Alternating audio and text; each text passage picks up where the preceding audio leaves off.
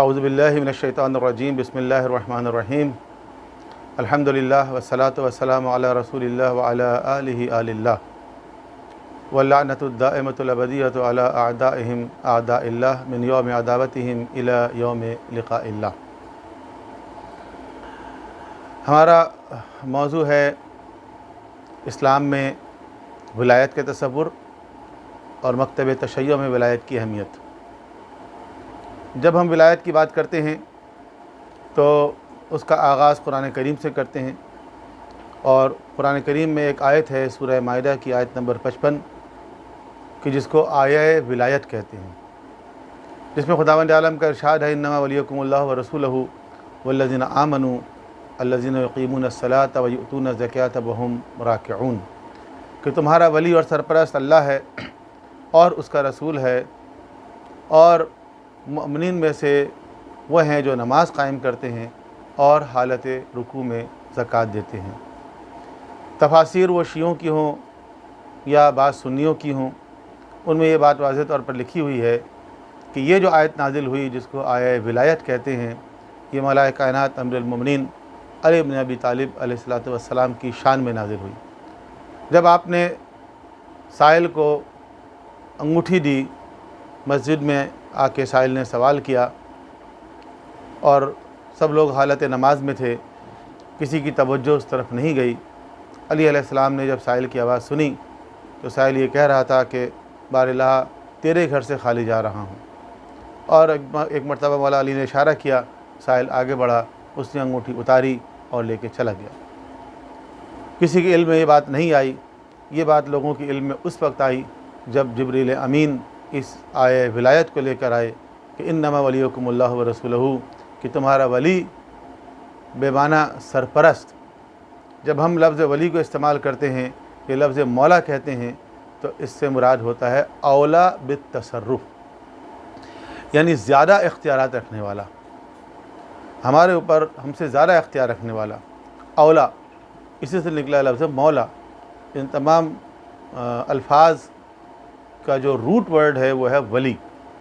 تو انما ولیکم اللہ، انما چونکہ لگ گیا ہے اس لیے اس کا ترجمہ اس طرح کیا جاتا ہے کہ بے شک تمہارا ولی یعنی سرپرست صرف اور صرف اللہ ہے، ورسولہ، اور اس کا رسول ہے، والذین آمنوا، اور ایمان والوں میں سے وہ ہیں، الذین یقیمون الصلاۃ ویؤتون الزکاۃ وہم راکعون، کہ جو نماز قائم کرتے ہیں اور حالت رکوع میں زکوٰۃ دیتے ہیں۔ تو حالت رکوع میں زکوٰۃ سوائے امیر المومنین کے کسی اور نے نہیں دی۔ بس یہ آیت جو ہے مولا کائنات علی بن ابی طالب کے لیے نازل ہوئی ہے۔ اس پہ اپنی جگہ بہت ساری بحثیں ہیں، لیکن ہمارا موضوع اصل بحث کرنا نہیں ہے، اس لیے ہم وہ شیعوں کا ایک متفق علیہ عقیدہ ہے اس کو بیان کرتے ہیں کہ ہمارے ہاں جو تصور ولایت ہے وہ اسی آیت کی ترتیب کے مطابق ہے، یعنی خدا کی ولایت اور رسول کی ولایت، اور اس کے بعد علی علیہ السلام کی ولایت۔ اور علی علیہ السلام کی جو ولایت ہے وہ بھی اصل میں ایک سلسلہ ولایت کی کڑی ہے، اور وہ سلسلہ ولایت یہ ہے کہ پیغمبر اکرم صلی اللہ علیہ وآلہ وسلم کے بعد جو پیغمبر اکرم کی اولاد ہیں، جو اہل بیت ہیں، وہ اصل میں آپ کے جانشین ہیں، اور وہی اس امت کے ولی ہیں، اس امت کے سرپرست ہیں۔ ان میں سب سے پہلے مولا کائنات علی بن ابی طالب علیہ السلام ہیں، اس کے بعد امام حسن علیہ السلام ہیں، امام حسین علیہ السلام ہیں، اور یہ سلسلہ 12 اماموں تک جاتا ہے۔ 12 اماموں والی حدیث بھی مسلمانوں کے تمام حدیث کی کتابوں میں موجود ہے کہ پیغمبر اکرم نے فرمایا کہ میرے بعد اس امت کے 12 امیر ہوں گے، کہیں لکھا ہوا ہے 12 امام ہوں گے، کہیں لکھا ہوا ہے 12 خلیفہ ہوں گے، 12 جانشین ہوں گے، اور وہ سب کے سب قریش میں سے ہوں گے۔ تو اس اعتبار سے ہم وہ لوگ ہیں جو اللہ کی ولایت، پھر رسول کی ولایت، پھر علی علیہ السلام کی ولایت، اور پھر اولاد علی میں 11 اماموں کی ولایت کے قائل ہیں۔ یہ کہلاتا ہے ہمارے ہاں اعتبار سے 4 ڈائمینشنل کانسیپٹ آف ولایہ، جس کے اندر کہ خدا اور رسول اور امام کی ولایت ہے، اور امام کی ولایت میں سب سے پہلے علی علیہ السلام کی ولایت، پھر 12 اماموں کی ولایت۔ تو اس طرح یہ پورا ایک نظام ولایت ہے جس کو ہم لوگ مانتے ہیں۔ اچھا، اس نظام ولایت کا تصور یہ ہے کہ اللہ نے اپنے رسول کو ان تمام اختیارات کے ساتھ بھیجا کہ وہ اس امت کی ہدایت بھی کریں، رہنمائی بھی کریں، انفرادی تربیت بھی کریں اور ایک اجتماعی معاشرہ بھی تشکیل دیں، ایک ایسا معاشرہ جس کے اندر الہی قوانین کا نفاذ ہو۔ جتنے انبیاء علیہ السلام گزرے ہیں ان میں سے بعض نبیوں کو خدا نے اس کام کے لیے بھیجا کہ وہ معاشرے میں ایک عادلانہ نظام قائم کریں اور قوانین الہیہ کو، اللہ کی طرف سے بھیجے ہوئے قوانین کو معاشرے میں نافذ کریں۔ اور اس بارے میں قرآن کریم کی آیت موجود ہے، لقد ارسلنا رسولنا بالبینات وانزلنا معهم الکتاب والمیزان لیقوم الناس بالقسط، کہ ہم نے رسولوں کو نشانیوں کے ساتھ بھیجا اور ان کے ساتھ کتاب اور میزان کو اتارا۔ یہ میزان کیا ہے؟ نظام عدل ہے۔ کتاب اور میزان کو اتارا، لیقوم الناس بالقسط، تاکہ لوگ قسط کے لیے، عدل کے لیے یا نظام عدل کے لیے اٹھ کھڑے ہوں۔ تو انبیاء علیہ السلام کی آمد کا مقصد یہی ہے کہ معاشرے میں ایک عادلانہ قوانین کا نفاذ ہو، اور ان قوانین کے نفاذ کے لیے جو آتھورائز ہیں خدا کی طرف سے وہ پیغمبر اکرم ہیں، اور پیغمبر اکرم کے بعد اہل بیت ہیں جو ان کے اصل میں جانشین ہیں، وصی ہیں، وزیر ہیں۔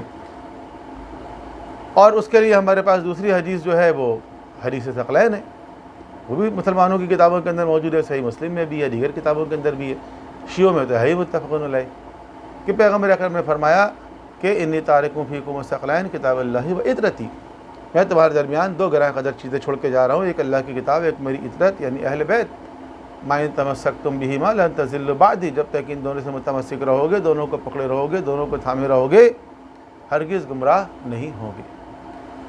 تو اس طرح پیغمبر نے بھی بتا دیا کہ میرے اہل بیت جو ہیں وہ میرے جانشین ہیں۔ تو یہ ہمارا تصور ولایت ہے، اسی کو ہم امامت بھی کہتے ہیں اور اسی کو ہم خلافت بھی کہتے ہیں۔ بعض لوگوں کو یہ غلط فہمی ہے کہ شاید شیعہ امامت کے قائل ہیں اور سنی خلافت کے قائل ہیں، تو ایسا نہیں ہے۔ جو امامت ہے وہی خلافت ہے، جو امام ہے وہی خلیفہ ہے۔ کبھی اس کو ہم پیغمبر اکرم کے ریفرنس سے بیان کرتے ہیں تو کہتے ہیں خلیفۃ الرسول، یعنی رسول کے جانشین، اور کبھی ہم اس کو امت کے ریفرنس سے بیان کرتے ہیں تو کہتے ہیں امام الامہ، یعنی امت کا امام۔ تو وہی جو امام الامہ ہے یعنی امت کا امام ہے، وہی خلیفۃ الرسول ہے، یعنی رسول کا جانشین بھی ہے۔ ایک ہی شخصیت ہے، ایک ہی ہستی۔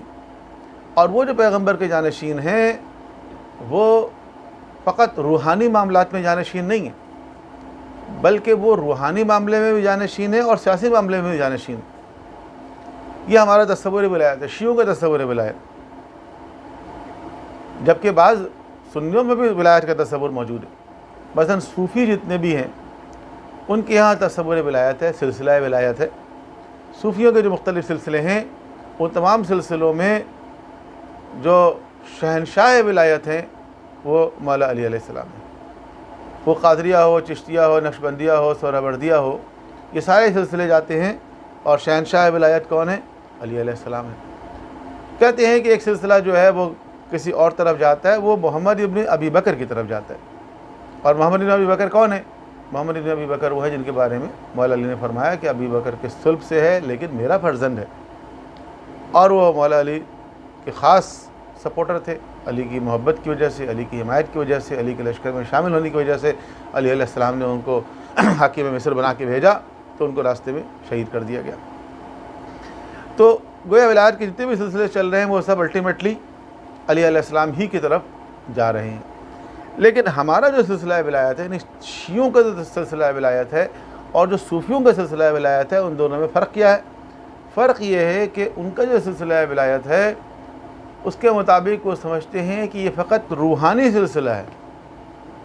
یہ وجہ ہے کہ طاہر القادری صاحب نے جو ایک کتاب لکھی ہے السیف الجلیل منکر ولایت علی، کہ علی کے ولایت کے منکر کے خلاف ایک ننگی تلوار، تو وہ بھی یہ بیان کرتے ہیں کہ ہم علی علیہ السلام کو پیغمبر کا جانشین اور خلیفہ اور سب کچھ سمجھتے ہیں، بلکہ آگے بڑھ کے کہتے ہیں ہم خلیفہ بلا فصل سمجھتے ہیں۔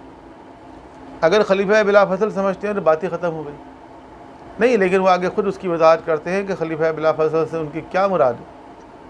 تو ان کا کہنا یہ ہے کہ خلیفہ بلا فصل سے مراد ہے کہ پیغمبر کے روحانی جانشین. کچھ لوگ پیغمبر کے خلیفہ بلا فصل سیاسی ہیں، کچھ خلیفہ بلا فصل روحانی ہیں، کچھ خلیفہ بلا فصل علمی ہیں، جس کو میں کہتا ہوں ڈاکٹر طاہر القادری صاحب نے خلیفہ بلا فصل کی جگہ خلفائے بلا فصل کی ایک پوری فصل تیار کر دی، اس میں بہت سارے لوگ خلیفہ بن گئے، خلیفہ بلا فصل بن گئے. تو یہ بات نہ ہسٹوریکلی صحیح ہے نہ لاجیکلی صحیح ہے. ہسٹوریکلی اس لیے صحیح نہیں ہے کہ پیغمبر اکرم کے بعد جو خلفاء آئے ان کے زمانے میں علی علیہ السلام اس امت کے روحانی خلیفہ بھی نہیں تھے. ایسا نہیں تھا کہ روحانی معاملات سب علی دیکھا کرتے تھے اور سیاسی معاملات خلیفہ دیکھتے تھے. تو ہسٹوریکلی ایسا نہیں تھا، سارے معاملات انہوں نے اپنے ہاتھوں میں لیا ہوا تھا. لاجیکلی بھی صحیح نہیں ہے کیونکہ یہ پیغمبر کے جانشین ہیں. جب پیغمبر نے اعلان کیا من کنت مولا فہذا علی مولا، کہ جس کا میں مولا ہوں اس کا یہ علی مولا ہے، یعنی وہ ولایت جو مجھے حاصل ہے وہی علی کو حاصل ہے. اور پیغمبر اکرم کو کون سی ولایت حاصل تھی؟ کیا فقط روحانی ولایت حاصل تھی؟ کیا پیغمبر اکرم نے مدینے میں جب ایک اسلامی ریاست قائم کی تو یہ سوال اٹھا کہ اس ریاست کا سربراہ کون ہوگا؟